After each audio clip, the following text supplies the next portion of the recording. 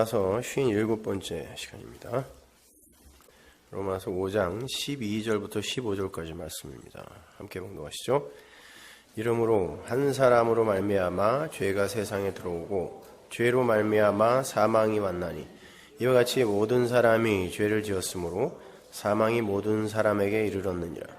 죄가 율법 있기 전에도 세상에 있었으나 율법이 없을 때에는 죄를 죄로 여기지 아니하느니라. 그러나 아담으로부터 모세까지 아담의 범죄와 같은 죄를 지지 아니한 자들 위에도 사망이 왕노릇하였나니 아담은 오실 자의 표상이라. 그러나 이 은사는 그 범죄와 같이 아니하니 곧 한 사람의 범죄를 인하여 많은 사람이 죽었은즉 더욱 하나님의 은혜와 또는 한 사람 예수 그리스도의 은혜로 말미암은 선물이 많은 사람에게 넘쳤으리라. 아멘. 이제 우리는 로마서에서 가장 난해하고 어려운 구절에 당도했습니다. 로이드 존스 목사님은 로마서 3장 앞부분이 로마서에서 가장 어렵고 난해한 말씀이라고 하셨는데, 제가 생각하기에는 오늘부터 우리가 공부할 부분이 로마서뿐만 아니라 성경 전체에서 가장 근본적이며 핵심적이면서도 난해한 구절인 것 같아요. 왜냐하면 이 구절들을 이해하기 위해서는요, 창세기부터 시작해서 사복음서를 거쳐서 요한계시록까지의 분명한 구조 파악이 선행되어 있어야 할 뿐만 아니라 조직신학적 분류 안에 들어있는 여러 가지 개념들의 정의가 확실하게 세워져 있지 않으면 결코 이해가 쉽지 않은 내용입니다. 이 로마서 5장 12절 이하에는요, 원죄의 문제나 창조의 이야기, 마귀의 실체, 율법의 문제, 그리스도 예수로 완료되는 구원의 이야기, 이런 등등의 이 복음의 핵심적 내용 모두가 들어있어요. 여기에서 많은 오해가 발생하거든요. 그 모든 문제에 대한 올바른 이해가 없이는 절대 이 구절들을 이해해낼 수가 없습니다. 그래서 오늘은 제가 그 전체를 아우르는 개괄적 기초, 개괄적 설명을 해드리고 다음 주부터 구체적 내용 설명으로 들어가도록 하겠습니다. 다른 건 다 잊어버려도 되는데 오늘부터 설교하는 건 다 숙지하셔야 돼요, 여러분. 굉장히 중요해요. 그만큼. 오늘 본문을 주의 있게 보시면요, 말미암아라는 단어가 많이 나오죠. 말미암아. 그 단어는 헬라어 디아라는 전치사를 번역한 단어인데요, 헬라어 원문으로 보면 그 말미암아라고 번역이 된 헬라어 전치사 디아, 그 디아라는 단어 뒤에 나오는 그 단어들이 전부 소유격이에요. 헬라어 문법상 전치사 디아 다음에 역격이나 대격이 오면 through나 by의 의미로 해석이 되지만 소유격이 오면요, 방법과 수단, 도구의 의미를 가져요. 그러니까 디아라는 전치사 다음에 소유격이 오게 되면 그 소유격의 그 단어들이 주체가 되는 게 아니라 어떠한 주체에 의해 사용되어지는 피동적 객체, 방법, 수단이 되어버리는 거예요. 근데 오늘 본문을 보면 그 디아라는 전치사 다음에 소유격으로 오는 단어들이 한 사람, 물론 아담입니다. 아담이 사람이란 뜻이에요. 한 사람, 죄, 범죄, 많은 죄, 한 사람 예수 그리스도, 이게 디아 다음에 전부 소유격으로 붙어 있어요. 역격이나 대격이 아니라. 그건 그 모든 것들이 하나님이라는 주체에 의해서 어떤 대상에게 무엇을 설명하기 위한 도구요 수단으로 사용된 것들이었다는 것을 보여주는 아주 중요한 의미를 담고 있는 문법적 장치인 거예요. 그러니까 죄를 세상에 들여온 아담이나 그 아담으로 말미암아 인간들을 지배하게 된 죄나 그걸 해결하러 오신 또 다른 한 사람, 인자, 그 사람의 그 아들이란 뜻이거든요. 그 인자 예수 그리스도나 모두 다 어떤 것을 설명하기 위한 도구였다는 뜻이에요. 예수까지도. 역사 속 예수, 그리스도 말고요, 예수까지도. 그걸 성경에서 표 혹은 표상 혹은 형상이라고 부르기도 해요. 중요한 건 그 목록 안에 아담과 예수 그리스도가 들어있다는 건데요, 아담이나 역사적 예수도 하나님에 의해 설명용 도구요 수단으로 사용된 존재라는 거예요. 그래서 예수님이 신성을 한 번도 안 쓴 거예요. 못 쓴 거예요. 도구요 방법으로 살아야 되기 때문에. 그 말은 에덴에서의 선악과 사건이나 골고다에서의 십자가 사건이나 모두 우발적 사건이 아니라 철저한 작정 속에서 계획된 것이라는 의미인 거예요. 왜냐하면 뭔가가 설명되는 도구로 사용되어졌다는 건 이미 완료된 어떤 게 있기 때문에 그걸 설명할 수 있는 거 아닙니까? 계획이 먼저 세워지고 실체가 먼저 완료되고 그 계획을 설명하기 위한 배우들이 선정이 된 그런 형국인 거예요. 그래서 디아 다음에 소유격들이 다 붙어 있는 거예요. 이건 방법이요, 도구요, 수단이라는 거예요. 설명용 도구라는 것이죠. 오늘 본문에 보면 아담이 오실자, 즉 예수 그리스도의 표상이었다라는 내용이 있어요. 무슨 말이에요, 그게요? 도대체 어떻게 모든 인류를 죄 아래 가둔 아담이 예수 그리스도의 표상이 될 수 있죠? 그리고 예수님은 무엇을 표상하는 분인지 이해가 잘 안 가죠? 개혁신학자들은 그것을 그냥 예수가 성도를 대표하여 십자가를 진 것처럼 아담도 인류의 대표로 죄를 지은 그 대표성의 유사 정도로 이렇게 설명을 하는데 그건 좀 가난한 이해죠. 그 표상이라는 단어는 그러한 유사 정도를 가리키는 단어가 아니에요. 각기 다른 인물이 정확히 같은 일과 같은 역할을 했다는 그런 말이에요. 그게 표상이에요. 서둘러 결론을 말씀드리면 아담에게서 그림자로 보여줬던 일이 예수 그리스도에 의해 정확하게 완성이 되었다는 그런 말이에요. 그래서 표상이에요. 아담이 저지른 죄를 무작정 예수님이 와서 해결해 준 게 아니란 말이에요. 둘은 유사성을 갖고 있고 같은 역할을 했다는 뜻이에요. 처음 들어보죠. 그게 도대체 무슨 의미인지 지금부터 잘 들어보시기 바랍니다. 성경의 첫 단어는 여러분이 잘 아시는 것처럼 레시트, 베레시트예요. 이 베레시트라는 말의 사전적 의미는 여러분이 잘 아는 것처럼 시간의 시작 혹은 어떤 장소의 처음, 머리 이런 뜻이거든요. 성경은 원래 현대 히브리 문법이 생겨나기 이전에 그 히브리 알파벳이 가진 그 원의로 조합된 단어들로 기록이 된 거예요. 그래서 현대 히브리어로 성경을 이해 못합니다. 성경에 나오는 히브리어로 이스라엘 사람들에게 이야기하면 못 알아들어요. 그렇기 때문에 그러한 사전적 의미도 중요하지만 그 단어들을 하나하나 이렇게 파자해 보는 것도 중요해요. 성경을 기록한 히브리어는 지금의 현대 히브리어가 아니라 원 시나이어와 깊은 관계가 있는 고대 히브리어이기 때문에 현대 히브리어로만은 그 깊은 의미를 다 이해해낼 수가 없단 말이에요. 그 베레시트라는 단어를 파자를 해보면요. 자음, 베이트 두 번째 단어거든요. 베이트, 이게 성전이란 뜻이에요. 집, 성전. 레시, 이게 머리, 시작. 알렙, 하나님, 사람 이렇게 가리킨 단어고, 쉰, 이건 되새김, 분석 이런 의미예요. 그리고 이오드, 수요일날 말씀드렸죠. 점, 편손 이렇게 편손, 타우, 이게 완성의 표 이런 뜻이거든요. 이게 합성어예요. 이게 베레시트예요. 즉 베레시트라는 건 성전의 시작, 성전의 머리, 성전의 실체인 하나님을 잘 분석하고 설명함으로 해서 시간 안의 존재들에게 손을 펴서 넘겨주다가 베레시트예요. 그러니까 시작, 시간의 시작, 시간이라는 것, 역사라는 것 자체가 묵시를 잘 분석하고 설명하여 유한의 존재들에게 손을 펴 넘겨주는 것, 이런 뜻이에요. 그래서 베레시트로 시작이 되는 거예요, 성경이. 성경뿐만 아니라 역사 전체가 바로 그 이야기를 설명하는 거다라는 뜻이에요. 뭔가를, 완료된 뭔가를 유한의 존재들에게 잘 이해시켜 손을 펴 넘겨주는 것.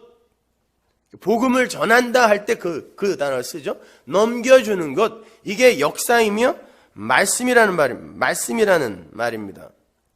그걸 그냥 소리내 읽어서 베레시트란 말이죠. 그러니까 이 시간과 천지라는 공간은 한마디로 하늘의 그 영원과 하늘의 참 성전, 그리고 하나님을 설명하기 위한 그 모형으로서의 한시적 현상계라는 의미가 되는 거예요. 그게 성경의 첫 단어인 베레시트라는 한 단어 속에 들어있는 내용이란 말이에요. 쉽게 말해 성경의 첫 단어는 내가 지금부터 현상계의 것들로 하늘을 설명할 테니 잘 들어라 라는 뜻이에요. 그렇잖아요. 여러분, 이스라엘이 애굽에서 나왔을 때 모세가 십계명을 무슨 글자로 받았겠어요? 애굽어로 받았죠. 그 사람들이 히브리어 다 잊어버리고 있었단 말입니다. 그리고 그들이 광야에서 성전 짓고 뭐 한 거 전부 애굽 것들로 지은 거예요. 이 현상계의 것들로 내가 하늘을 설명할 테니 잘 들어라가 베레시트예요. 그러니까 성경 전체는 바로 하늘을, 묵시를 설명하는 도구요 방법이란 말입니다. 이 베레시트라는 단어를 헬라어로 바꾸면 엔아르케예요. 이게 요한복음의 첫 단어죠. 이것도 태초에라고 개역성경이 번역해놨는데, 그 엔아르케라는 헬라어의 첫 단어 엔이라는 전치사는 그 히브리어 불분리 접두 전치사 베를 그대로 가져와서 헬라어로 옮긴 거예요. 근데 제가 좀 전에 그 베이트이라는 히브리어 두 번째 단어가 성전, 집이라는 의미가 있다 그랬죠. 고대 히브리어로 넘어가면 그래요. 그리고 아르케, 그 시작, 이걸 히브리어로 바꾸면 레시트예요. 시작. 근데 그 레시트의 어원이 로시, 머리란 말이에요. 머리. 그러니까 베이트이라는 성전 안에 머리가 놓여진 모습, 여기서부터 시작이 되는 거예요. 그러니까 요걸 내가 설명해 줄게. 그래서 엔아르케로 시작하는 거예요. 이게 베레시트, 똑같은 의미란 말입니다. 그 성전 안에 머리가 놓인 것, 이게 뭐예요? 교회죠. 참 성전 안에 머리이신 예수가 놓인 것, 그리스도가 들어온 걸 교회라고 하잖아요. 그래서 예수님이 십자가 지시기 전에 내가 머리 둘 곳 없다라고 한 건 맞는 소리죠. 그죠? 십자가 이후에 성전이 되어 예수를 담을 수 있는 교회가 창조되니까 십자가 이전에는 머리 둘 곳이 있으면 안 돼요. 단순히 예수님이 뭐 의지할 곳이 없다, 나는 집도 절도 없다, 이런 의미로 쓴 이야기가 아니란 말입니다. 결론적으로 구약 성경의 첫 단어인 히브리어 베레시트를 그대로 옮겨다가 헬라어로 표기를 한 것이 엔아르케고, 그 둘의 의미를 종합해 볼 때 성경 전체와 이 역사는 무한의 하나님께서 유한의 피조물에게 묵시를 설명해 주시는 그 참 성전 안에 그리스도, 이 성령이죠. 그리스도, 성령이 머리로 들어가서 하나로 연합이 되는 묵시 속 교회, 이게 하나님 나라이고 이게 성전이며 이게 그리스도를 머리로 한 몸이니까 우리 이야기하는 거란 말이에요. 이게 어떻게 하늘에 완료가 됐는지를 이 애굽의 것, 세상의 현상계의 것으로 내가 설명해 볼게 라고 하는 거예요. 이게 성경이란 말입니다. 그러니까 그걸 성령의 머리로 들어가서 이 하나님의 백성이 하나님과 연합되어 참 성전이 되는 그 묵시 속 교회의 실체를 설명하는 설명서가 성경이고, 이 역사 또한 그 말씀을 증거하고 설명하는 도구요, 방법이요, 한시적 무대에 불과하다는 걸 그 단어들이 말해주고 있는 거예요. 그렇다면 아담이나 하와나 뱀이나 죄나 선악과나 생명나무, 그 역사 속 예수 등은 모두 그 베레시트, 묵시를 현상계의 것으로 설명하여 넘겨주는 그 베레시트 하기 위한 도구요, 방법이요, 수단일 뿐이라는 거예요. 그래서 사도 바울이 디아라는 전치사 뒤에 그 모든 단어들을 소유격으로 갖다가 붙여놓은 거예요. 그래서 사도 바울을 천재라고 하는 거예요. 그건 모두 실체가 아니라 모형들이라는 거예요. 역사 속 예수, 마리아의 아들 예수까지도. 하늘의 것, 실체가 설명되기 위해서는 이 땅의 것, 모형의 불가능함과 한계가 증명되고 증거되어야 돼요. 설명한 다음에 이거는 아니다, 실체가 아니다를 증명하려면 이게 소멸돼야 된단 말이에요. 그래서 모형은 다 죽어야 돼요. 그래서 예수도 죽는 거예요. 그래야 실체가 설명이 되고 그 실체의 가치가 입증이 돼요. 그래서 아담 안의 모든 인간이 다 죽는 거예요. 다 죽는 거예요. 모형이니까. 역사 속에 모든 것이 다 죽어요. 다 사라진단 말입니다. 그리고 역사 속 예수도 죽고 죄도 죽고 율법도 죽고 이런 단어들이 성경에 나오는 거예요. 다 죽는 거예요. 모형이기 때문에. 다 사라지고 하나님의 사랑만 남는 거예요. 아가페, 은혜, 영광, 하나님만 남는 거예요. 이게 복음인 거예요. 이게 성경이란 말입니다. 후자를 위해서 전자가 수단과 방법과 도구로 사용되어 그 설명을 다 마친 후 장렬한 최후를 맞게 되는 것. 어려운 것 같지만 여러분이 성경을 대하는 그 패러다임의 전환만 되어 있으면 절대 어렵지 않아요. 어렵다고 생각하시는 분들께 제가 높아심에서 한 말씀 드리자면, 하나님의 말씀을 대언한다라는 측면에서의 이 설교는, 말씀을 대언하는 게 설교잖아요. 설교는 누구나 다 알아들을 수 있는 내용이어서는 안 돼요. 그렇죠? 성경은 분명 하나님의 택한 자들, 너희와 저희로 나눈단 말이에요. 예수님이 직접. 하나님의 택한 자들, 너희에게만 그 비밀을 열어두었다 그러죠. 저희에게는 허락이 안 됐다 그래요. 못 알아듣는다는 거예요. 그래서 이사야를 보내면서도 말씀 전에, 복음 전에 그래놓고 귀, 눈 막아라 그런 거예요. 열어서 설득시켜 그러지 않았어요. 막아라 그랬다니까요.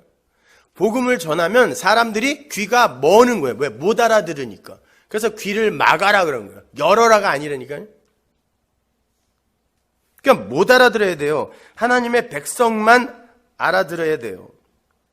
근데 오늘날 인기 있는 설교라는 거 한번 생각해 보세요.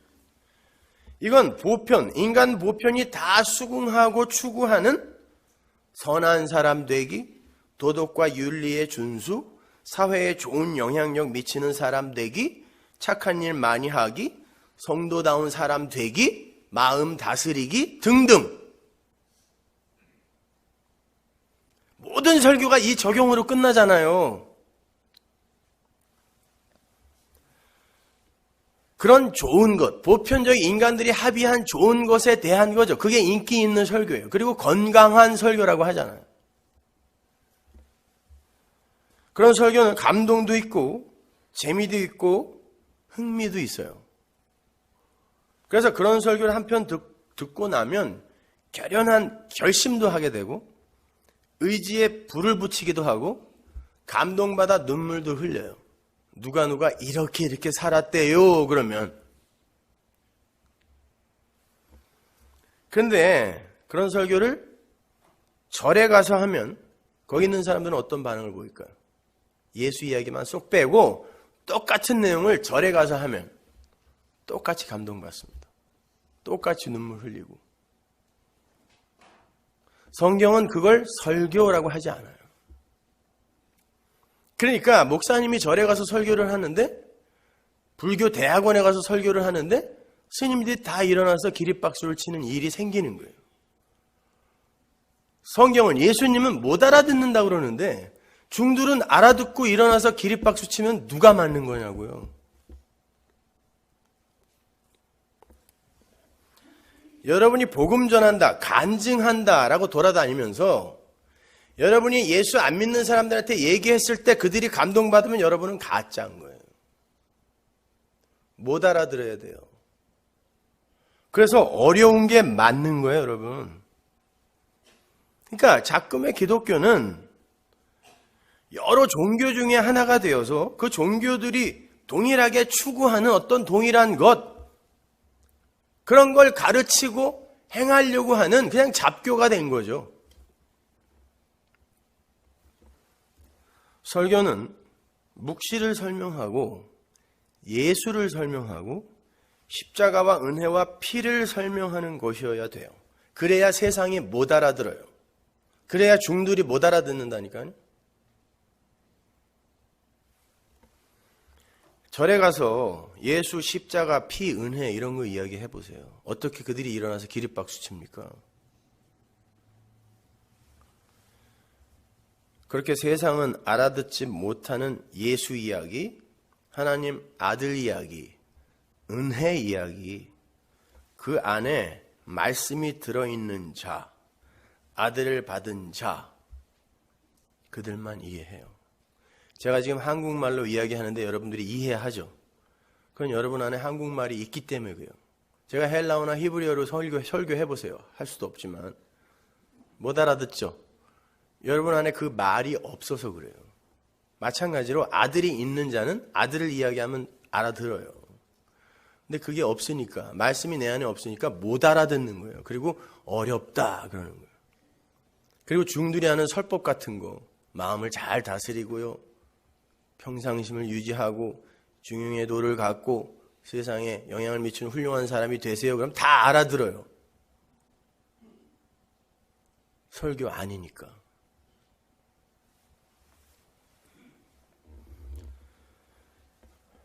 자, 그렇게 이 아들을 받지 못한 자들에게 설교가 떨어지면 어렵고 지루하고 생경하죠. 그런 사람들은 마음속 깊은 곳에서부터 이렇게 외칠 거예요. 세상살이에 관한 이야기를 좀 해줘. 어떻게 살아야 가치와 보람을 챙길 수 있고, 어떻게 살아야 향기가 되어 이 세상에 유익한 영향을 끼치는 삶을 사는 건지, 어떻게 살아야 선한 사람이라는 평가를 받을 수 있으며, 어떻게 살아야 조금이라도 환난을 피해서 살 수 있는지 그런 말을 좀 해줘. 속으로 그런다고요. 중들도 할 수 있는 거. 그럼 가까운 절에 가세요. 거기 가면 옛날 고전 같은 거 예로 들어서 더 깊이 훌륭하게 설법해 주니까 가까운 절에 가시라니까요. 그런 말 들으시려면. 설교는 보이지 않는 묵시, 보이지 않는 무한의 하나님을 설명하여 베레시트, 넘겨주는 거예요. 그리고 그들이 또 이웃에게 넘겨주는 거예요. 삶으로, 입으로. 그걸 사랑이라 그래요. 사랑의 전이. 그러니까 어렵다고 생각하지 마시고 내가 과연 말씀을 받은 자인가 고민해 보시란 말이에요. 그럼 이제 전부 알아듣는 척 하겠지 이제. 아무튼 이 역사와 시간과 공간은 전부 하늘의 묵시를 설명하는 도구요, 수단이요, 표예요. 그래서 그 모형으로서의 역할을 마치면 장렬히 산화해 줘야 돼요. 그래야 원형의 가치가 증명되고 입증되기 때문입니다. 모형 비행기가 비행기를 설명할 수 있지만 비행기를 대신할 수 없어요. 그렇다고 태평양 못 건너간단 말입니다. 모형 비행기는 진짜 비행기를 설명한 후 그 진짜 비행기 앞에서 쇠해져야 돼요. 원형이 흥하기 위해서. 무용함을, 자신의 무용함과 불가능함을 폭로당해야 진짜 비행기의 가치가 입증된단 말이에요. 그래서 예수도 그리스도를 증거하기 위해 예수가 죽는 거예요. 그래서 성경이 분명히 말하고 있는 것입니다. 이 세상은 멸망하기 위해 존재하고 있다고요. 여러분, 이 역사의 주관자는 하나님이에요. 하나님이 이 역사를 주관하신다는 건 목적을 갖고 계신다는 뜻이죠. 목적도 없이 막 장난치는 건 아닐 거 아니에요. 근데 그 목적이 뭐라 그래요, 성경이요? 역사의 목적지. 멸망. 그리스도의 푸른 계절이 아니라 멸망이라니까요. 역사를 축약하면 여러분의 인생. 그게 끝이 뭐예요? 목적지가. 멸망. 그래서 다 죽는 거예요. 베드로후서 3장 7절 보세요. 이제 하늘과 땅은 그 동일한 말씀으로 불사르기 위하여 간수하신 바 되어 경건치 아니한 사람들의 심판과 멸망의 날까지 보존하여 두신 것이라. 그죠? 심판과 멸망의 날까지 잠깐 보존해 두는 게 역사임의 인생인 거예요. 그래서 여러분이 죽는 순간 심판인 거예요. 심판의 날이에요, 그때가. 영혼 속에 들어가면 차서나 기다림이 없으니까 바로 심판이에요. 무덤 속에서 기다리고 이런 거 없어요. 계시록 6장 14절. 하늘은 종이 축이 말리는 것 같이 떠나가고 각 산과 섬이 제자리에서 옮기우며. 보세요. 이 역사와 우주가 새하늘과 새 땅이라는 실체가 오게 되면 옛 하늘과 옛 땅에 종이 축이 말리는 것처럼 올라간다. 떠나간다 그래요.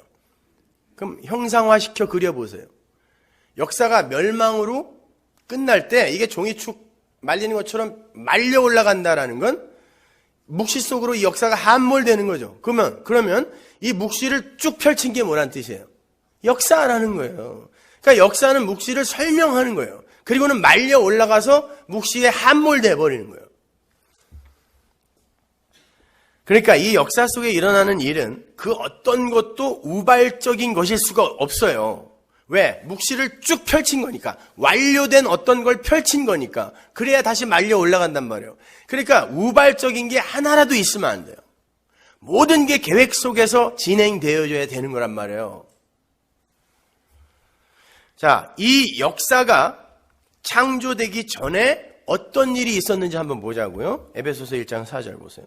곧 창세 전에 이 역사와 인생, 이 우주가 창조되기 전에 그리스도 안에서 우리를 택하사 우리로 사랑 안에서 그 앞에 거룩하고 흠이 없게 하시려고 이미 창세 전에 우리라는 무리가 있어요. 정해진 무리가 있단 말이에요. 우리. 그 기쁘신 뜻대로 우리를 예정하사 예수 그리스도로 말미암아 자기의 아들들이 되게 하셨으니 이는 그의 사랑하시는 자 안에서 우리에게 거저주시는 바 그의 은혜의 영광을 찬미하게 하려는 것이라. 우리가 그리스도 안에서 그의 은혜의 풍성함을 따라 그의 피로 말미암아 구속 곧 죄사함을 받았으니. 언제? 창세 전에예요. 베레시트, 엔아르케. 그 이전에 무슨 일이 있었다는 거예요? 하나님께서 우리 성도를, 우리를 예정하시고, 우리라는 건 너라는 대상이 삭제되는 거예요. 나가 모여야 우리가 되는 거예요. 그 우리 안에 너 있으면 안 돼요. 그래서 각자가 우리 안에 있는 모든 존재는 나라는 주체를 차압당해요. 그래야 우리가 돼요. 그걸 일체라고 그러고 연합이라고 그러거든요. 자, 우리가 있어요. 그 우리를 예정하고 예수 그리스도로 말미암아 우리를 하나님의 아들로 과거 완료해요. 만드셨다 그래요. 아들이 됐어요. 언제? 베레시트 이전에 아들이 됐어요. 이미 벌어진 일이에요. 그런데 그 일이 어떻게 일어났는가 하면 그리스도의 은혜의 풍성함을 따라 그분의 피로 구속함을 입어 아들들이 되었다 그래요. 이거 역사 속에서 일어난 일이잖아요. 근데 창세 전에 베레시트 이전에 이 일이 일어났다라고 이야기하는 거예요. 이게 무슨 이야기겠냐고요, 이게. 지금 역사 속에서 일어난 그건 모형이라는 얘기예요. 그러니까 묵시 속에 이 일이 이미 일어났다라는 거예요. 그렇다면 성경 전체에 기록된 복음의 이야기와 에덴에서 시작되어 지금까지 흐르고 있는 이 모든 역사의 내용이 이미 하늘에서 완료가 되어 있는 거라는 말이잖아요. 그래야 베레시트가 되죠. 설명을 해주죠. 완료가 되어 있는 게 있어야. 그래서 성경이 예수 그리스도라는 어린 양이 창세전에 이미 죽었다 그러는 거예요. 역사 속에서 죽은 게 실체가 아니라는 거예요. 그건 설명용일 뿐이지 창세전에 이미 죽었다 그래요. 계시록 13장 8절 보세요. 죽임을 당한 어린 양의 생명책에 창세 이후로 농명되지 못하고 이 땅에 사는 자들은 다 짐승에 경배하리라. 이 죽임을 당한 어린 양이라는 어구가 헬라어로 보면 투 아르니우 투 에스파그메누 아포카타볼레스코스무, 직역하면 세상의 기초가 놓이기 이전에 이미 죽임을 당한 어린 양의 책. 그럼 세상이 생기기 전에 도대체 어린 양이 어떻게 죽냔 말이에요. 십자가는 이미 묵시 속에 먼저 섰다 이런 말이잖아요, 이거요. 어떤 방법으로 섰을까요? 그 예수 그리스도의 피가 하나님의 아들들을 창조했다 그러잖아요, 에베소서 1장에서. 묵시 속에서는 도대체 누가 어떻게 예수 그리스도를 십자가에 매달았다는 걸까요? 그리고 묵시 속에 성자는, 어린 양은 육신을 입고 역사에 내려오기 전이기 때문에 영이란 말이에요. 하나님이란 말이에요. 하나님이 피가 있어요? 하나님이 어떻게 죽습니까? 생각을 해보세요. 그런 것까지 다루어 본 사람이 없어서 그렇지, 생각을 조금만 해보면 도대체 여러분이 성경을 어느 정도 수준으로 읽고 있었는지 금방 드러나잖아요. 하나님이 영인데 무슨 피를 흘리라고요? 창세 전에. 어디서? 그리고 거기에 이미 창세 전에 죄라는 개념이 나와요. 역사가 생기기도 전에, 아담이 태어나기도 전에 죄가 있었다고 하는데, 그것 때문에 어린 양이 피를 흘렸다고 하는데, 그 죄는 뭐냔 말이에요, 도대체가. 피조물이 생기기도 전에 하늘에 있었던 그 죄라는 개념은 뭐길래 어린 양이 거기서 십자가를 이미 지고 죽었다고 하냐고요. 베레시트 이전에.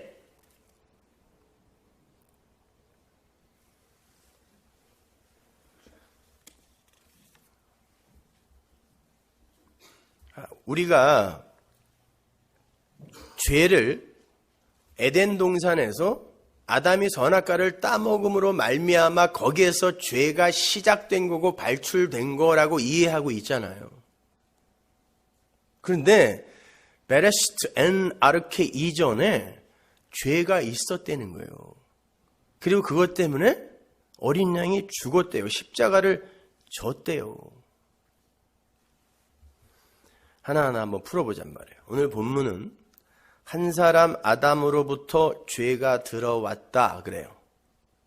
그건 원죄의 교리를 뒷받침하는 중요한 구절임과 동시에 대표의 원리를 설명하는데 자주 쓰이는 구절이죠. 개혁신학은 거기에서 죄가 시작되었고 그 죄는 우리 모든 인간에게 전가된 거다 이렇게 주장해요. 그래서 우리가 원죄, 오리지널 신을 갖고 있는 거다 이렇게 이야기한단 말이에요. 그 교리에 의하면 죄는 아담에 의해서 창조된 것처럼 보이죠. 어찌됐든 거기서 시작됐으면 그가 창조자예요. 피조물은 죄도 창조 못해요. 그 어떤 것도 창조할 수 없어요. 피조물은.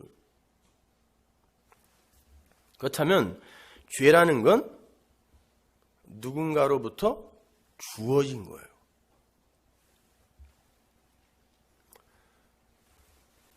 오늘 본문을 보면 아담을 도구로, 한 사람 아담을 통하여, 도구로 하여 죄가 세상으로 들어왔다 그래요.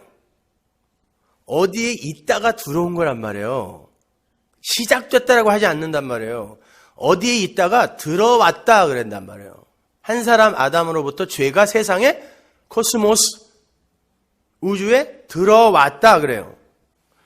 그런데 아담이 도구가 되어서 어떠한 사건을 저지름으로 해서 이미 있었던 그것이, 누군가로부터 준비된 그것이 슬그머니 들어왔다는 거예요. 그건 이미 의도가 되어 있다는 뜻이에요. 그래서 오늘 본문이 아담을 도구로 디에노스 안트로푸라고 기록을 하고 있는 거예요. 그냥 아담은 통로였을 뿐이에요. 누군가가 죄를 집어넣어야 되는데 통로가 없어요. 그래서 아담이 도구로, 통로로 사용된 거예요. 그러니까 아담만 죽일 놈 그러면 안 되는 거예요, 여러분. 아담은 그냥 통로로 사용된 거예요. 그러니까 바꾸어 말해서 그들 피조물이 죄를 창조해낸 게 아니라 하나님께서 무언가를 설명하시기 위해 준비해 둔 어떤 개념이에요. 죄라는 건. 하나님은 아담을 도구로 사용하셔서 의도적으로 죄를 세상에 풀어버린 거예요.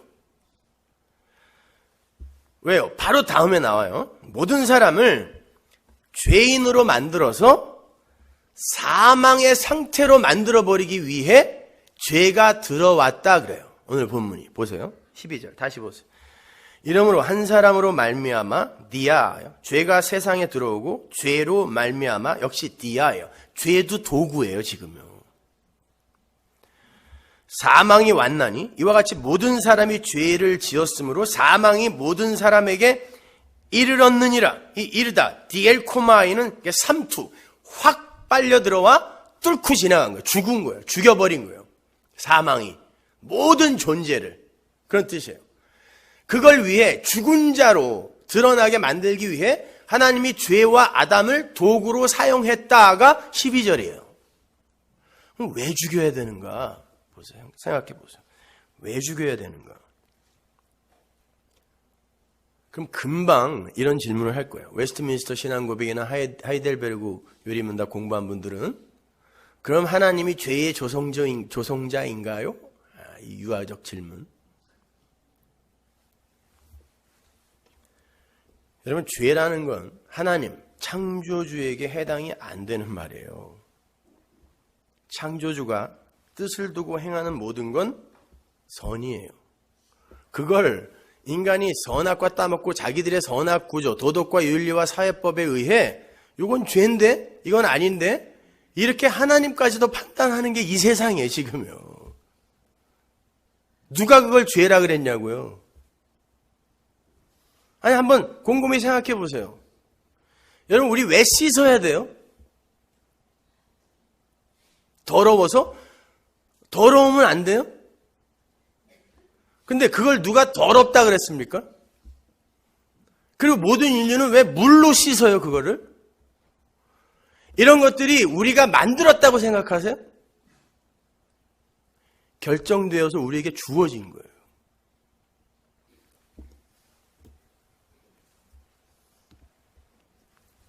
그렇게 우리의 선악 구조로 하나님을, 그러니까 죄라는 것을 이렇게 판단을 하기 시작하면요, 사무엘에게 너 가서 거짓말해 라고 하신 하나님은 죄인이에요.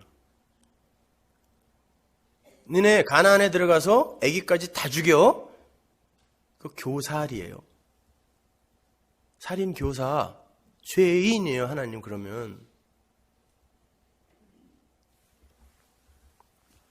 라합에게 너 나라 팔어. 죄인이죠. 역적이죠, 그건요. 하나님이 다 시킨 거 아닙니까? 근데 성경은 하나님은 죄와 관계없는 분이라 그래요. 점도 없고 흠도 없다 그래요. 하나님이 하시는 건 모두 합력하여 선이 되는 거기 때문에 죄가 아니에요. 따라서 하나님이 죄를 조성했다, 조장했다, 이건 죄가 뭔지도 모르는 우매한 자들의 질문이에요. 뭐가 죄인데 하나님이 죄를 조성했다. 그들의 머릿속에는 죄가 고작해야 도둑질, 간음, 살인, 험담 이딴 거. 그러니까 하나님이 죄를 조성했다 이딴 소리 하는 거예요.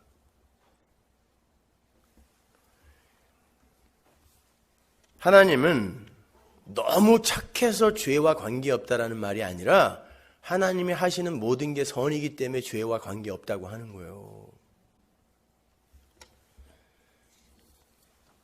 그러니까 아담을 도구로 해서 온 세상을 죄 속에 가두신 하나님의 처사는 죄의 조성이 아니라 선이란 말입니다.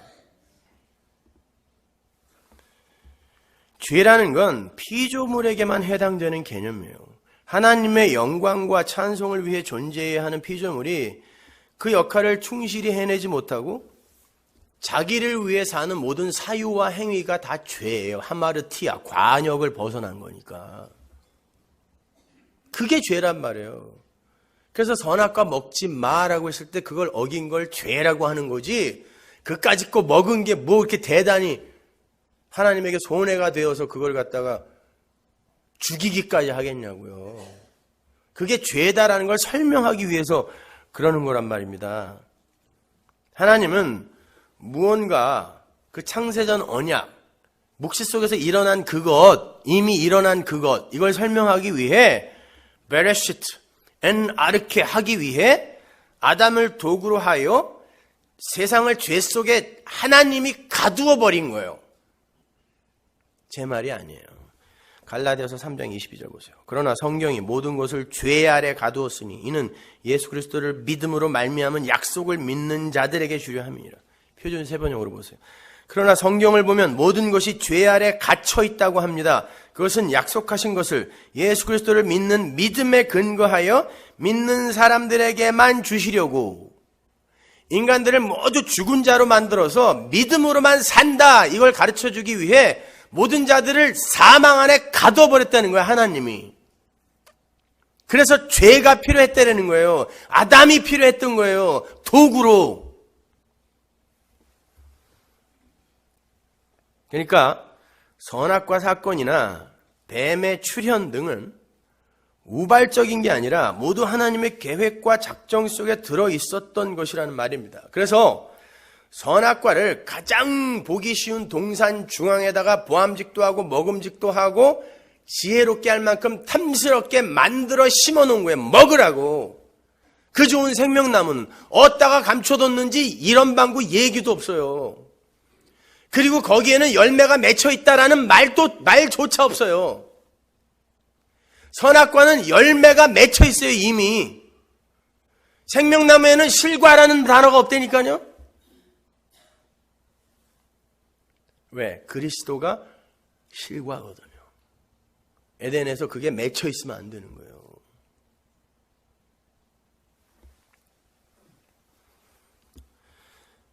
그래야 완전한 하나님이죠. 자기가 추측도 못하고 예측하지도 못한 어떤 것이 우발적으로 일어났을 때 그걸 서둘러 막는 분이 완전한 하나님입니까? 그건 하나님을 불완전한 미완료의 하나님으로 만들어버리는 거예요. 그건 하나님 아니에요. 하나님은 완전한 하나님이란 말입니다. 그걸 전지전능이라 그러잖아요. 그러니까 모든 건 하나님의 시나리오에 의해 착착 진행되어지는 거예요. 복음이라는 건 단순히 하나님도 예측하지 못했던 죄가 세상에 들어와 버려서 그것을 보다 못한 아들이 아버지를 위해서 이 세상에 내려와서 그 죄를 없이 하려고 십자가를 진 후에 그 죄를 없애버린 그런 심파가 아니에요. 그러니까 전부 패션 오브 더 크라이스트 이딴 거나 보고 그냥 줄줄 울고 다 심파로 봐서 그래요. 복음을 심파로. 얼마나 아프셨을까? 그게 그렇게 중요해요? 예수님보다 더 아프게 죽은 사람 더 많아요, 이 세상에요. 그게 이렇게 슬프고 애통할 일이냐고요. 어린 양은 이미 창세전에 죽임을 당했고 그 피에 의해 아들들이 묵시 속에 완료가 되어 있어요. 자, 그렇다면 묵시 속에서 성자 그리스도의 피에 의해 아들들이 완성되었다는 게 무슨 의미겠어요? 성자는 하나님입니다. 그리고 거기는 영원이에요. 시간 속도 아니에요. 영원. 하나님이 영원 속에서 무슨 일을 벌이신 거예요? 성자 하나님이 교회의 머리, 아들들의 맏형이 되셨죠. 아들들의 맏형이 되셨어요. 어디서? 묵시 속에서요. 그런데 그 맏형의 동생들은 신이 아니에요. 피조물들이에요. 그래서 그 아들들이 신과 함께 나라를 이루어 신처럼 살기 위해서는 거기가 묵시 속 영원이니까 신과 피조물의 연합이 필요하죠. 그래야 같이 동거가 가능하단 말이에요.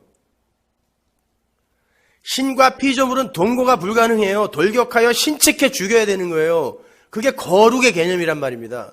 동거가 안 된단 말이에요. 못 들어가는 거예요, 지성소에. 그런데 성자가 아들들의 맏형이 되었다는 거예요. 이걸 교회라고 한단 말이에요, 성경이. 그러면 이 둘이, 유한과 무한이 함께 공존하고 동거하기 위해서는 어떤 일이 일어나야 돼요? 유한 쪽에서는 할 수 있는 게 아무것도 없죠. 그렇잖아요. 없음인데 뭘 해요, 얘들이요, 피조물이. 그러면 무한이 어떤 일을 행해야 되잖아요. 어떻게? 무한이 유한으로 관입돼 들어와야, 무한이 어떤 일을 행하셔야 이 피조물, 없음이 무한인 신과 공존하고 동거할 수 있는 일이 생긴단 말이에요. 그런데 무한이 유한으로 관입돼 들어가면 잃어버리는 게 있어요. 무소부재와 편재가 안 된단 말이에요. 이게 신의 죽음인 거예요. 이게 성자의 피라 말입니다. 그걸 설명하기 위해 성자가 육신을 입고 내려와 십자가에 달려 죽었다라는 모형이 필요한 거예요. 우리는 묵시 속에 그렇게 하나님의 아들들, 성전이 되어 있다라는 뜻이에요. 아무도 이렇게 얘기 안 했는데 그래서 안 믿겠다면 오케이. 그냥 성경을 가서 다시 찾아보세요. 이게 맞는가 하여 상고해 보세요.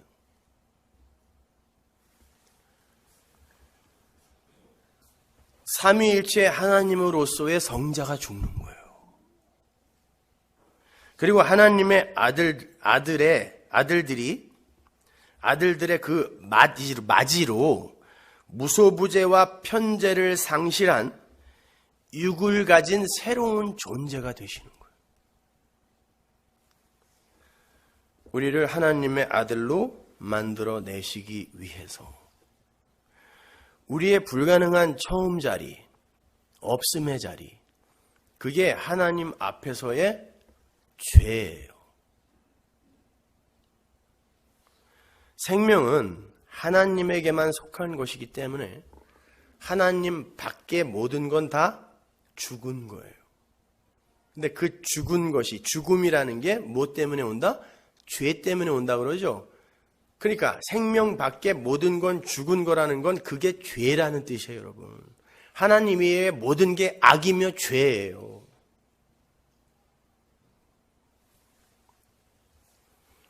그런데 그 죄를, 그 죽음, 없음을 생명으로 해결하기 위해 성자가 유한 안으로 관입돼 들어가 성령으로 그들과 연합되는 거, 이게 하나님 나라 교회의 탄생이기 때문에 성자가 피를 흘렸다라고 우리의 수준으로 설명해 주는 거예요.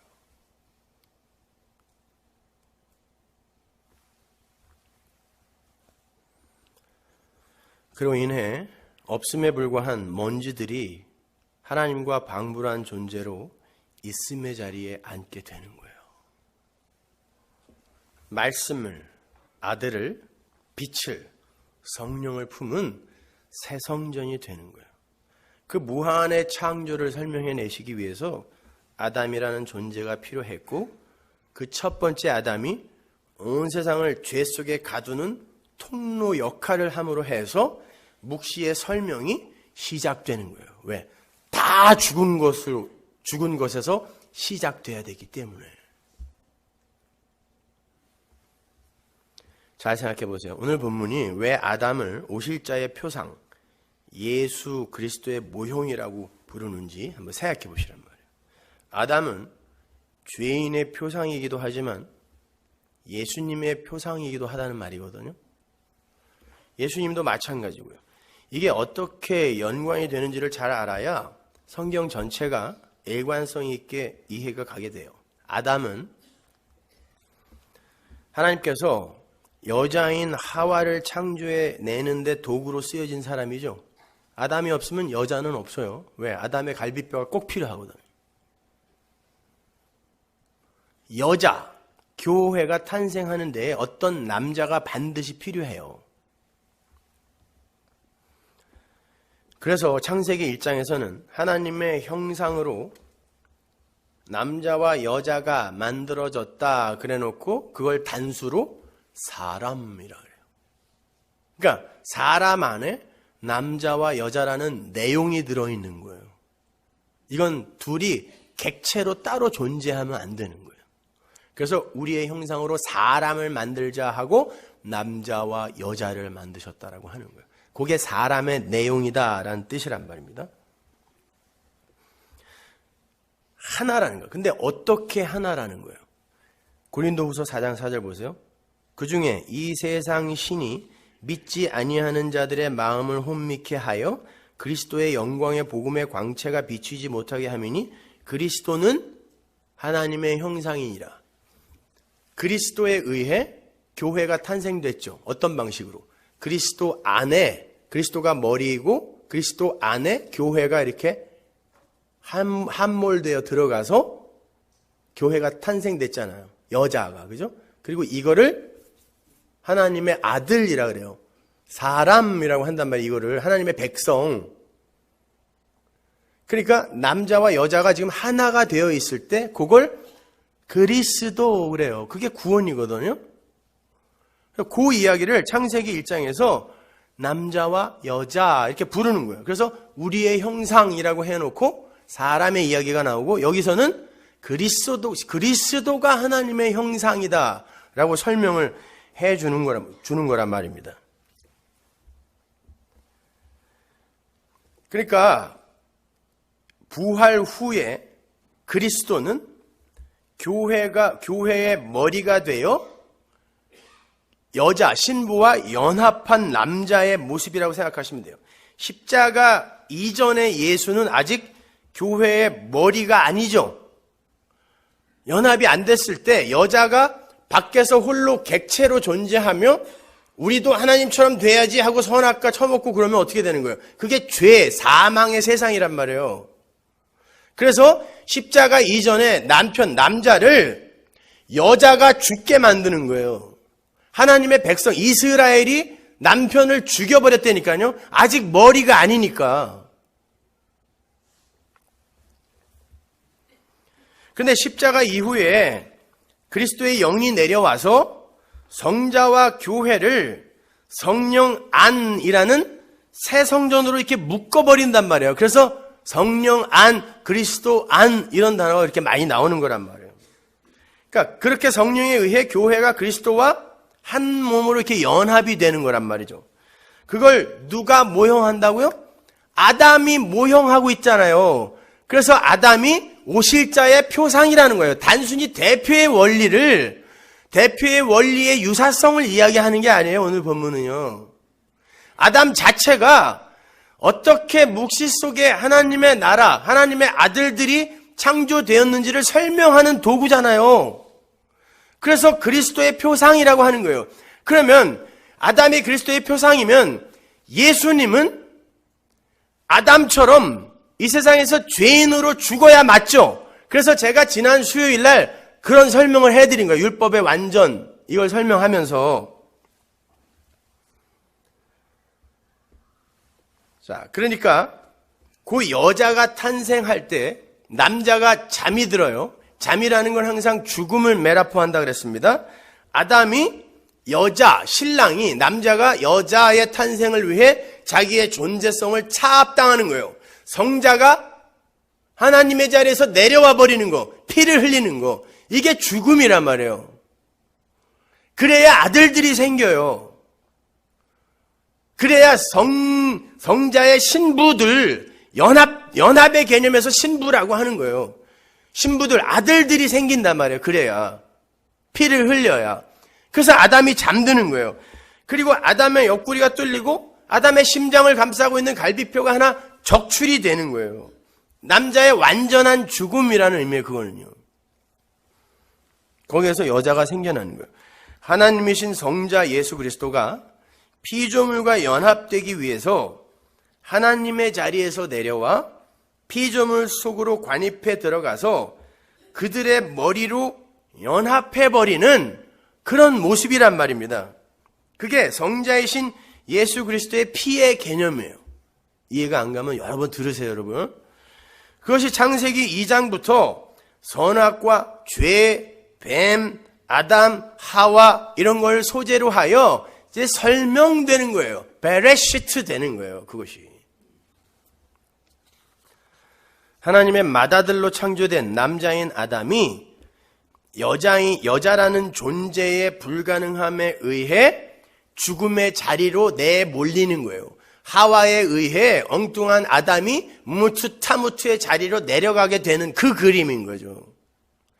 교회 이스라엘의 죄로 말미암아 예수가 십자가로 가게 되는 그 그림인 거죠. 그게 하늘에서 묵시 속에서 없음에 더스트 아파르에 불과한 우리, 이걸 하나님의 아들들로 만들기 위해 성자가 무한히 유한으로 관입돼 내려간 사건, 같은 이야기란 말이에요. 디모데전서 2장 14절 보세요. 아담이 꾀임을 보지 아니하고 여자가 꾀임을 보아 죄에 빠졌음이니라. 여자가. 일부러 여기서 여자라는 단어를 쓰는 거예요. 여자가. 여자 때문에 남자가 죄인 중에 괴수 자리에, 뱀의 자리에 올라가 버리는 거예요. 여자가 뱀과 연합해 버렸는데 남자가 뱀이 되어 죽는 거예요. 보세요. 죄는 여자가 졌는데 성경에 보면 전부 아담이 죄를 졌다 그래요. 여자가 먼저 졌는데 왜 그래요? 그 이야기 하는 거예요. 성자 하나님의 유한으로의 관입을 이야기하는 거예요. 그래서 성자가 뒤집어 써버리는 거예요. 아담이, 남자가 뒤집어 써버리는 거예요. 남편들한테 잘하세요. 아들이 없음의 자리로 내려가서, 없음의 자리가 어디야? 사망이야. 그래서 죽는 거예요. 십자가에서. 그 없음의 자리가 우리의 자리였다니까요. 아파르, 먼지의 자리. 없음의 자리로 내려가서 그 없음을 아들의 그 일부, 갈비뼈로 이렇게 흡수해내는 거. 이걸 거꾸로 그려놓은 거예요. 여자의 탄생은. 없음의 자리로 내려가서 그들을 갈비뼈로 흡수해버려요. 살 중에 살, 뼈 중에 뼈 하나로 만들어버리는 거.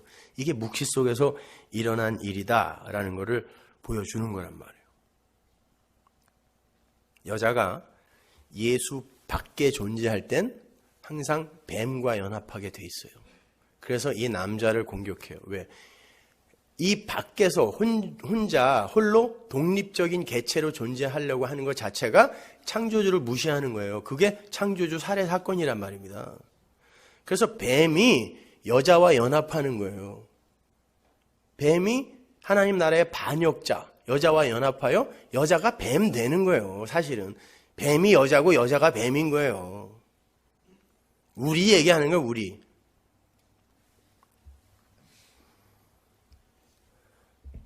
그런데 그 뱀과 방불한 그 여자를, 그 뱀이며 마귀인 그 여자를 성자의 피가 성자의 심장으로 끌어당겨서 성자와 연합해내는 거. 그게 아담이 잠들고 거기에서 옆구리가 뚫리고 갈비뼈가 빠지고 교회, 여자가 창조되고 하는 그 그림이 거꾸로 그려내고 있는 거란 말입니다.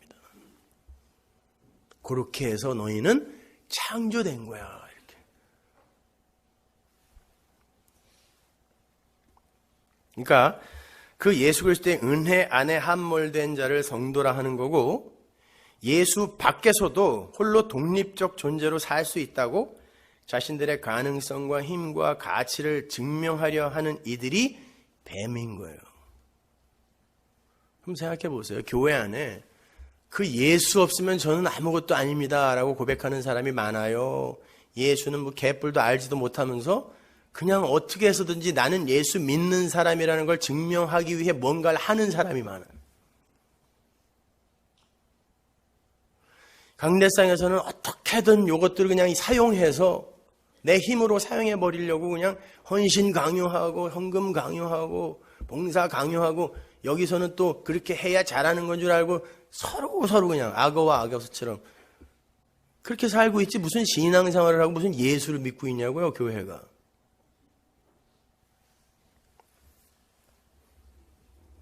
그렇다면 그 죄의 원흉이라고 하는 그 뱀은 결국 성자 밖에서 홀로 독립적인 존재로 살고자 하는 모든 피조물의 상태를 총합하는 개념이라 할 수 있죠. 그게 마귀예요. 우리 안에도 그게 있단 말이에요. 지금 뱀이 하와를 뭐라고 미혹했어요? 야, 왜 하나님 절대 의존적 존재로만 살려고 그래? 네 손발 움직여서 네 머리 써. 조금 먹으면 지혜롭게 된대잖아. 그리고 움직여 하나님처럼 될 수 있다니까. 요게 뱀이잖아요. 왜 네가 남자 안에서 갈비뼈로, 살 중에 살, 뼈 중에 뼈로 의존적 존재로만 살아야 되니? 너 혼자 나가서 객체로서 네가 주체가 돼 한번 살아봐가 뱀이었잖아요. 팔다리 움직여, 머리 써, 그거. 여자가 거기 넘어갔단 말이에요. 그게 선악과란 말입니다. 피조물의 독립선언. 그렇게 근데 얘가 생명의 본체에서 떨어져 나가면 그게 죽음이잖아요. 그걸 죄라고 한다니까요. 그러니까 빨리 도덕과 윤리, 사회법 이런 개념에서 그런 정의에서 벗어나시란 말이에요. 성경을 보시려면은. 그게 죽음이라고요. 생명이신 예수 밖으로 떨어져 나가 독립적으로 존재하려고 하는 것 자체가 죄고 죽음이잖아요, 그게. 그래서 그걸 하마르티아 죄라고 하는 거란 말이에요. 여자와 뱀의 연합. 그러니까 마귀니 귀신이 뭐 이딴 소리 좀 하지 마시고 내 안에 들어있는 마귀성을 보란 말이에요. 아니 그 귀신은 얼마나 기분 나쁘겠어요. 억울해져. 지들이 다 잘못해놓고 전부 귀신한테 감기도 귀신, 뭐 교만도 귀신, 험담도 귀신, 지들이 다 해놓고 귀신한테 전부 전가시키는 거예요.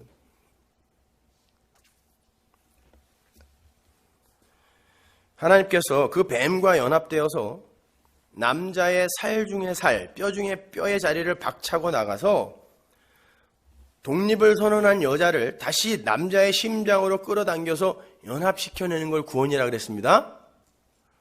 그러니까 이 역사는 뱀과 연합된 여자가 팔다리를 움직이고 머리를 움직이면서 열심히 달리려고 하는, 신랑 밖에서 달리려고 하는 그 여자가 아들 안으로 함몰되어서 하나님의 아들들이 되는 새 창조의 현장인 거죠. 그거를 혼인이라고 표현하는 거예요. 그래서 여자야 남편에게 복종하라라고 하는 거예요. 그냥 그거만 똑 떼어가지고 성경이 여자가 남자에게 복종해야 된다는데 넌 왜 그 모양이냐고. 그럼 지는 그리스도가 교회를 사랑하듯 사랑하라는데 그건 안 하면서 복종하라고 그냥. 에베소서 5장 31절 보세요. 이러므로 사람이 부모를 떠나 그 아내와 합하여 그 둘이 한 육체가 될지니. 이거 창세기에 나오는 얘기예요. 여자 창조될 때. 그게 무슨 얘기라고요? 이 비밀이 크도다 내가 그리스도와 교회에 대하여 말하노라. 성경이 이야기하고 있잖아요. 그러니까 독립을 외치면서 난 당신의 갈비뼈로 내 존재성을 차압당한 채로 살기 싫어요 하고 뛰쳐나갔던 그 선악과 입에 문 여자를 다시 남자 안으로 끌어들여서 아들과 하나로 만들어내는 게 구원이라고요. 그럼 그렇게 하기 위해서는 어떻게 해야 돼요? 그들의 모든 행사가 헛것이며 무가치한 것임을 폭로해내고 그 팔다리와 머리, 그 오체를 무력화시켜야 되잖아요. 그래서 하나님이 뱀을 저주할 때 어떻게 저주하는지 보세요. 뱀과 여자가 연합되어 있는 상태에서 여자를 구원해내겠다고 하는 건 이 뱀에 불과한, 마귀에 불과한 우리를 구원해내겠다고 하는 말이거든요. 그러면 뱀에게 내린 저주는 하나님의 구원의 의지가 담겨 있어야 돼요. 아담에게 너는 흙이니 흙으로 돌아가라가 하나님의 축복이었습니다. 흙이 아닌 척하는 게 죄이기 때문에 흙으로 돌아가. 그래야 내가 창조주가 되고 너는 내 백성이 되는 거야. 이건 저주가 아니란 말이야. 마찬가지야. 뱀에게 어떻게 이야기하는지 보세요. 창세기 3장 14절. 여호와 하나님이 뱀에게 이르시되 네가 이렇게 하였으니 네가 모든 육축과 들의 모든 짐승보다 더욱 저주를 받아 배로 다니고 종신토록 흙을 먹을지니라. 내가 너로 여자와 원수가 되게 하고 너의 후손도 여자의 후손과 원수가 되게 하리니 여자의 후손은 내 머리를 상하게 할 것이요 넌 그의 발 뒤꿈치를 상하게 할 것이니라 하시고. 뱀이 여자에게 하나님에게만 목매달지 말고 네 손발을 움직여서 네가 주체가 되어서 살아라 그랬죠? 이게 뱀의 자인식이었어요. 근데 하나님이 뭐라 그러냐면 너 이제 뒷발로, 네 발로가 아니라 배로 기어다녀 그랬어요. 저주를 하시면서. 뭐 했다는 거예요, 거기서? 뱀의 팔다리가 절단됐다는 뜻이에요. 그 전에는 서서 걸어 다녔다는 뜻입니다. 근데 그게 축복인 거예요. 예수 그리스도 밖에서 내 손발 움직여서 내 머리 써서 내 주체를 챙기려고 하는 게 뱀, 마귀란 말이에요. 그 여자란 말이에요. 근데 넌 이제 내가 팔다리 똑 잘라버릴 테니까 배루게 댕겨. 그럼 머리는 그 밑에 나오잖아요. 네 대가리도 부셔버릴 거야. 15절에 이거죠. 그러면 오체가 다 박살나는 거죠. 요게 십자가예요. 머리에 가시 멸류관까지. 그래서 노뱀이라고 하는 거예요. 예수님을. 이게 우리의 인생에서 그대로 나타난다는 뜻이에요. 그러니 여러분의 인생이 쉽겠습니까? 오체가 절단되고 대가리가 박살나는 대가리 표준어입니다, 여러분. 대갈박이 사투리지. 대가리는 표준어예요. 대가리가 박살나는 그 삶이 우리의 삶이라니까요. 그래야 구원이 임해요. 오체가 못 박혀야. 그래서 우리를 십자가에 못 박았다라고 하는 거예요. 그러니까 에덴에서 뱀의 사지 절단식이 일어난 거예요. 그래서 랍비들의 책을 보면 그때 뱀이 팔다리를 절단당하면서 지른 비명이 에덴 동산에서 무섭게 울려 퍼졌다라는 뭐 이런 이야기도 있어요. 그걸 사도 바울이 이렇게 이야기하죠. 골로새서 3장 10절. 새 사람을 입었으니 이는 자기를 창조하신 자의 형상을 조차 지식에까지 새롭게 하심을 받는 자니라. 이거예요. 지식에까지. 팔다리는 물론이고 지식에까지. 대가리까지 부수어져서 이런 뜻이에요.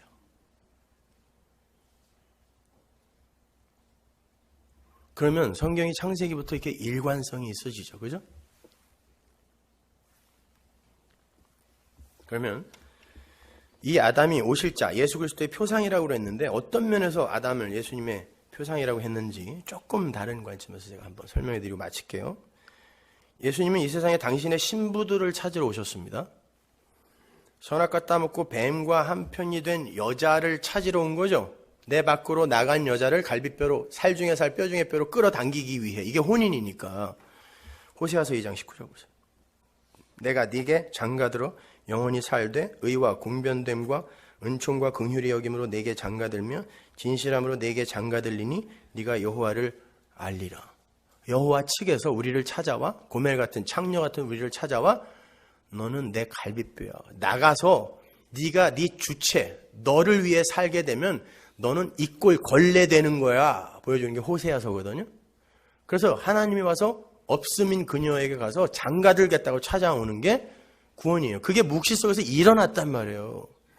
그러니까 우리에게 교훈하는 바는 뭐예요? 근데 니들이 뭘 했다고, 그리고 내 앞에서 뭘 한다고 그러는 거야. 이거 가르치는 게 베레시트예요. 엔아르케라니까요, 그게. 그럼 장가들겠다는 말이 뭐예요? 하나로 연합되게 하겠다는 말이. 팔다리 잘라내고 대가리 부시겠다는 뜻이잖아요. 왜? 그렇게 해서 움직인 게 뱀의 유혹에 넘어가 선악과 먹은 거니까 내가 너에게 혼인 장가들겠다는 말은 뭐예요? 곧 잘라버리겠다는 뜻이란 말이에요. 장기가 혼자 돌아다니면서 지발로 돌아다니면 어떻게 돼요? 죽어요, 그건요. 이 안에서 가만히 있어야 돼요, 걔는. 머리가 시키는 대로. 그래서 그거 자르는 거예요. 머리까지 박살내 버리는 거란 말입니다. 근데 그렇게 그가 신랑이 일부가 되기 위해선 신랑이 잠들고 옆구리가 뚫리고 항상 출생의 자리에는 물과 피가 쏟아지죠. 여자들 애 낳을 때 물과 피가 쏟아지듯이 양수가 터지잖아요. 예수님 옆구리에서 물과 피가 쏟아진 거예요. 그래서 아담이 오실 자, 예수의 표상인 거예요. 표인 거예요. 그러니까 아담 그 나쁜 놈 이게 아니라 하나님이 도구로 뭔가를 설명해낸 사람이에요. 그분도요. 그래서 그냥 아담이에요. 그 일이 보편적 모든 하나님의 백성들에게 다 일어난다 그래서 이름을 굳이 아담, 사람이라고 지은 거예요. 사람. 아담이에요. 사람이에요. 그거요. 그러니까 여러분 안에 똑같은 일이 일어나야 맞는 거예요. 근데 그 아담의 죽음의 자리가 뭐라 그랬죠?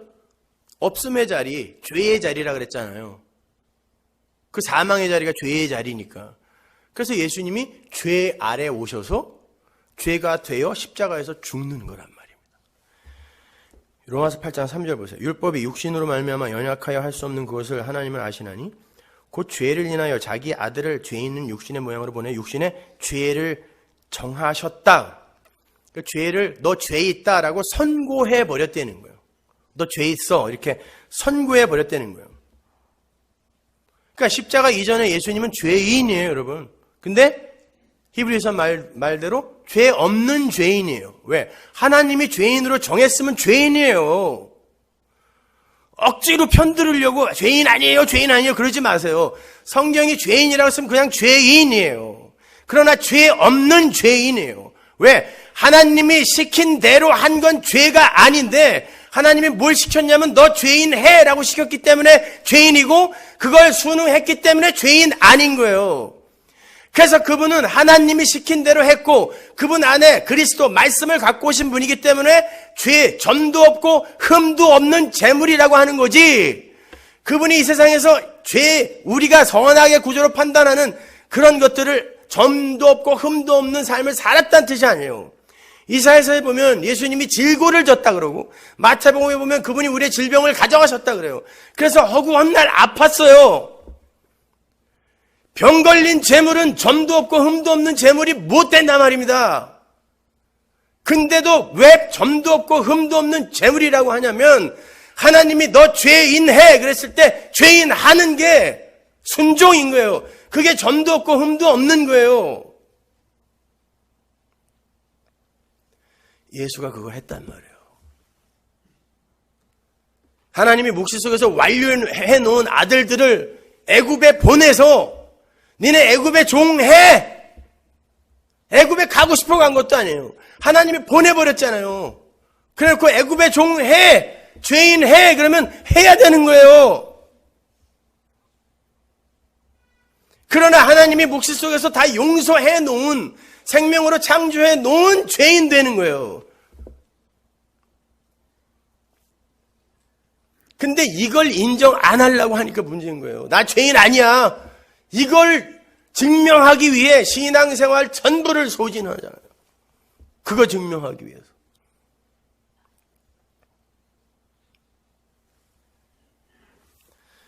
하나님은 예수를 아담을 그렇게 쓰셨듯이 우리를 사용하여 사람, 아담을 사용하여 예수님도 마지막 아담, 사람, 인자, 그 사람의 아들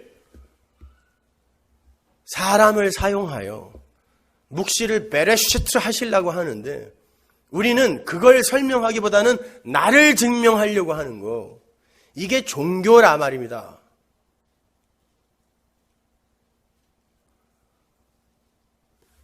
들을 게 있는 사람만 들으세요.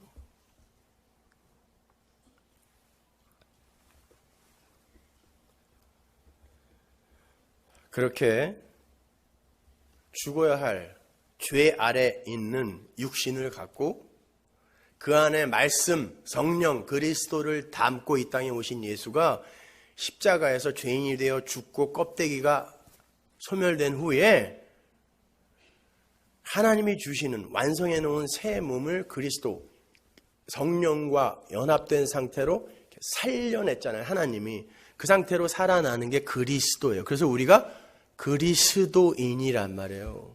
예수인이 아니라 그리스도인이란 말입니다. 그게 예수님에게 표로 나타났기 때문에 맏아들이라고 하는 거예요. 그리고 하나님이신 그분이 그런 걸 이루었기 때문에 그분이 맏아들인 거예요. 근데 성경에는 둘째, 셋째 이런 말 안 해요. 다 맏아들이라 그래요. 이스라엘을 하나님이 내 장자 라고 하잖아요. 내 장자. 다 그 마다들의 삶을 살아야 돼요. 방법으로, 도구로 살아야 돼요. 디아.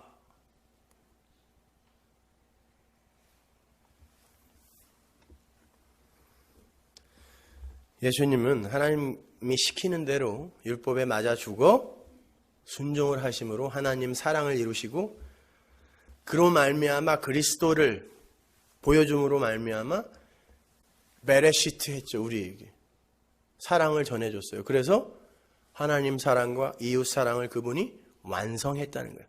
5달란트 율법, 2달란트 하나님 사랑, 이웃 사랑 충성되고 착한 종이 완료하고 우리에게 한 달란트를 넘겨준 거예요.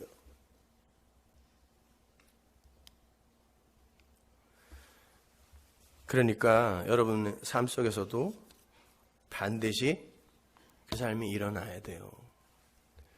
하나님께서 아브라함에게 그랬죠. 내가 네 자손들, 아브라함의 자손들 애굽으로 보낼 거다. 430년 동안 보낼 거야. 그리고 거기서 어린 양의 피로 건져낼 거야. 뭘 설명하기 위해? 어린 양의 피를 설명하기 위해 그들을 애굽으로 보낸 거죠. 그런데 갈라디아서 3장 16절 마지막이에요. 이 약속들은 아브라함과 그 자손에게 말씀하신 것인데 여럿을 가리켜 자손들이라 하지 아니하고 오직 하나를 가리켜 네 자손이라 하셨으니 곧 그리스도라. 그리스도를 애굽으로 보내요. 그러니까 우리를 그리스도 안에 그리스도인 우리들 성령과 함께 연합되어 하나님의 아들이 된 자들을 그리스도라고 해요. 그리스도인 우리를 애굽의 세상에 보내요. 죄 아래 불순종에 가두어 놓고 그 아들 하나님이 하신 일이 뭔가를 설명하기 위해 이 역사는 지금 설명서로 존재하는 거란 말이에요.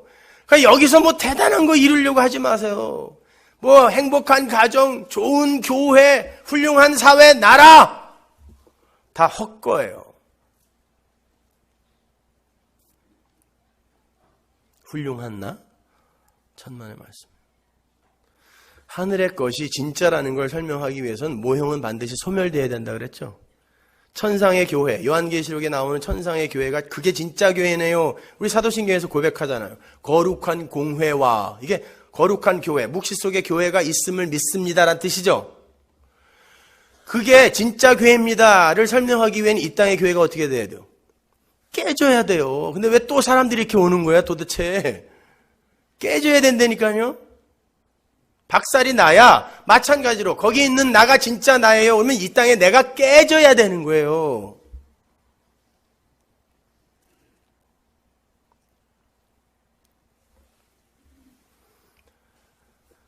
예수님은 율법에 맞아 죽으심으로 뱀들의 팔다리와 대가리를 결단해버리고 성령, 콧김, 생기, 그 호흡 같은 달, 르와흐, 분유무 그걸 받아서 살아났다니까요.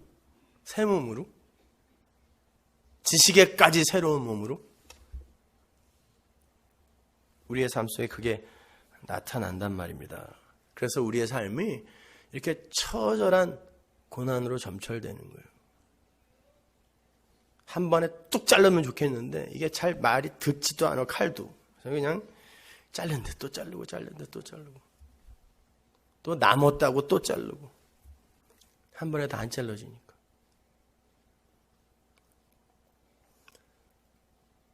생각해보자면 난 뱀 아닌데 자꾸 그러지 말아요. 적어도 나는 천국 소망은 있다. 부활 소망은 있다. 나 하나님 나라 가고 싶어요.